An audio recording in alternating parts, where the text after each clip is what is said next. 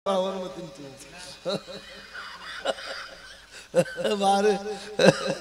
बारे कैमूर नरेश अभी ताई नताई की बात है, बात खोलत ना ही पर्दे में रही। जैसे दागल साढ़ बड़ा झटका पे खेत चरल ना, वही तरह कौनो खेत ऐसा ना जो मुंह ना बोल जाला।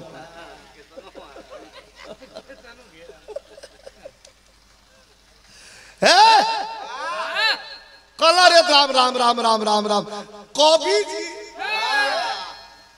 अरे पूजमान हो, उनका हर सामान पूजमान है।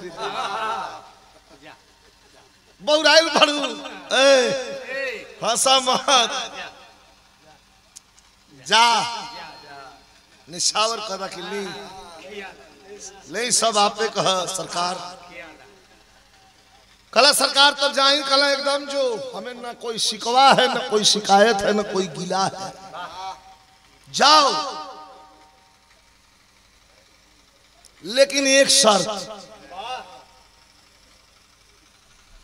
राजा का कहल कि जो एगो शर्त भाई है बिरहा का मेन भाव बा।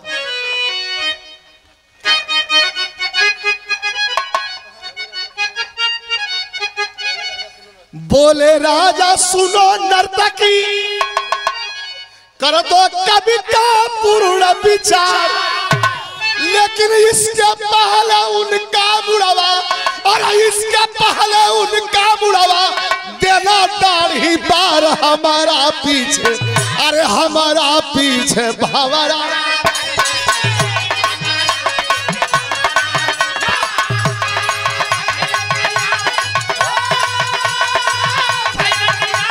अरे भाई लोग तैयार।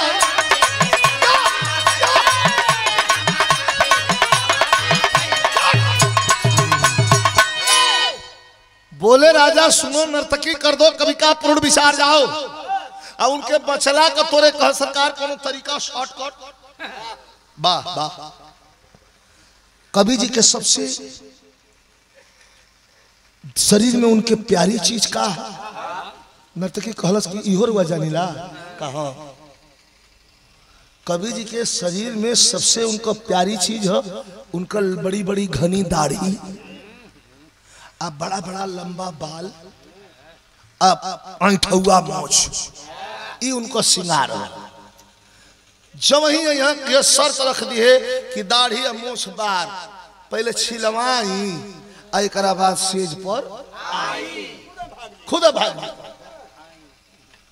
लेकिन कुछ ढीठ होना, कुछ महा ढीठ होना, कुछ बजर ढीठ होना। यार महाकवि कालिदास तैयारी में लगल हूँ, नहा धोत हूँ, साबुन उबुन तेल फुलेल मारत हूँ, तेल तो ढेकुआर को पोतत हूँ। चुप रहा, अरे चुप रहा मत फालतू मत, सवेर के टाइम है। कहता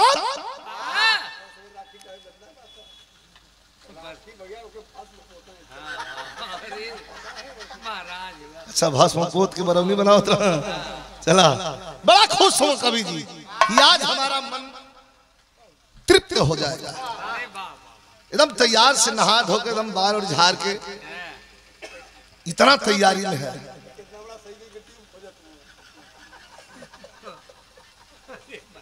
पोथी ओथिया पे नहीं में दबौला अचल दे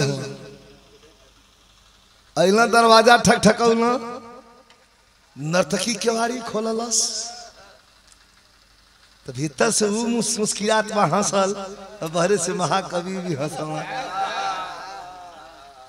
अंदर जब वही कदम बढ़ौला तको नाव बैठल बा, पत्थर पर पानी गिरा के किचकिचा के पजामत बा ऐसे ऐसे। आ कवि के देखलस तो तनी कस के एक्सप्रेशन देहलस। कवि जी बीजू की गई हो, अरे बाप रे बाप, करे ये सरवा कैसन रे जे ऐठा था। कह की है तो बात है सरकार, प्यार करे के है, बोझा भराई इतना बार कपार पपा दाढ़ी कुल बनवा के एकदम कोथे मुंडे चाकले मुंडे पाइया बन क्लीन से एक बार यहाँ न रहे इतना दूर तक सरकार आइए।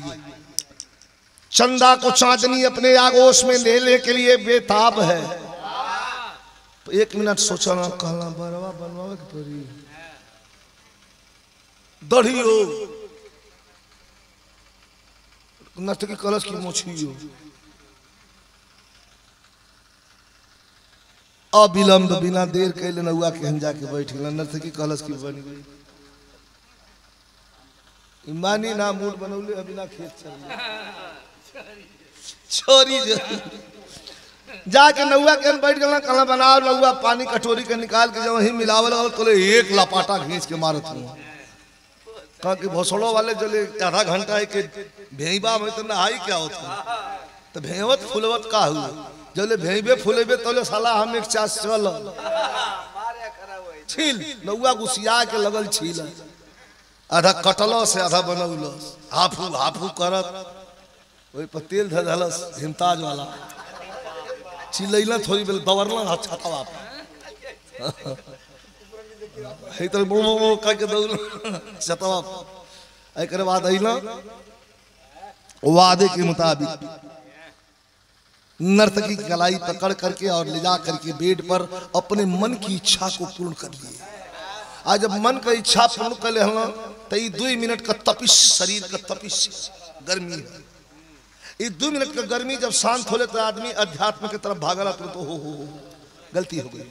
यही तेरे महाकवि कालिदास कहला दादा गलती तो हो गई चलो नर्तकी पहिरतिया कहतिया गलतियां रउए से नहीं भइल एगो हमरो से भइल बा तो से का भइल बा। कहते सरकार बुरा मत मानो महाकवि है राजा जी जब हमारा करवा के निशावर कर दी हम तो आपसे सोच बता देता नहीं कहा का बताऊ।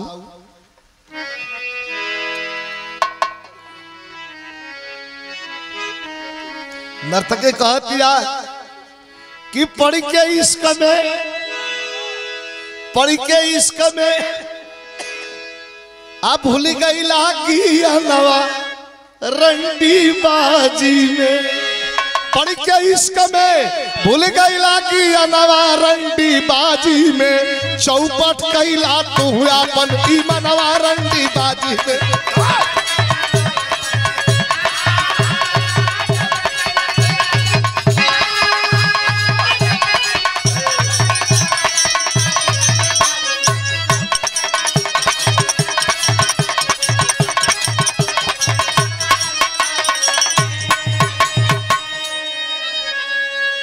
कबो कबो तावा जाला बाल चौपट कैला तू अपनी मनवा रंडी बाजी में। राग कवि जी कहना चुप साली फालतू बोलती है। कहना सुनी राजा की कहला से दिहली है तोहर दाढ़ी बार मुड़वाई हो का कहले हा। कहला कि रोजे के कहला से कुल हम बनोले हमरा का काम काल सवेरे दरबारे में होई जगह साई हो। दरबारे में जईबा जब भी हनवा रंडी बाजी में सबके जगह झुक जाई गर्दनवा।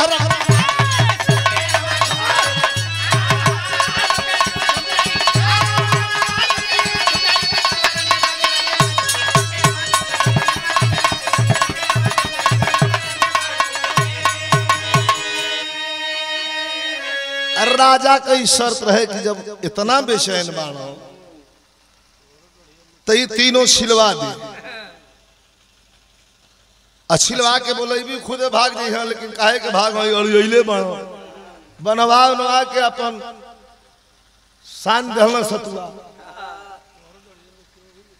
हमार को हीरोइन छिलोले कहा तब नहीं मतलब पक गई है हमारे से तो हे जे इतना हो हे जे तो हम कहली कि भाई इतना सुंदर चेहरा पर करिखा तो हम ना लगाई। अच्छा यो नया रिसर्च सुन ली है। अच्छा अच्छा इतना मेहरान की चुम्मा में आग है बारे पक जाला काज न भाई तू जानत हो बा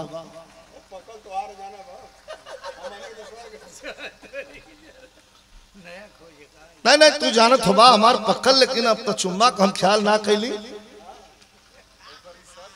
हाँ पर आप रिसर्च हो यार, साधु का तो कुल पक गए तो इनके इनके इनके इनके भर मुआ